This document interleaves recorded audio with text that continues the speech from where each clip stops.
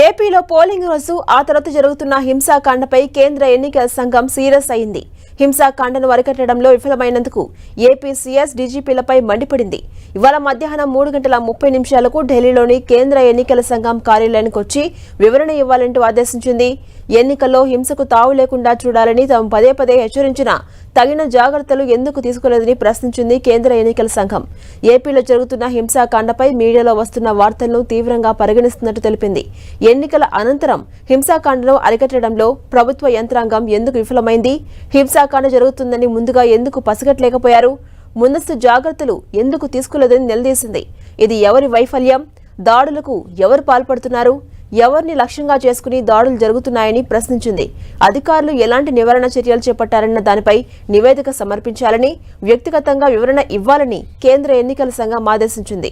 కేంద్ర ఎన్నికల సంఘం నోటీసులతో ఏపీ సెక్రటేరియట్లో సీఎస్ జవహర్ రెడ్డితో DGP Harish Kumar Gupta, intelligence DC Kumar Vishwajit భేటీ అయ్యారు.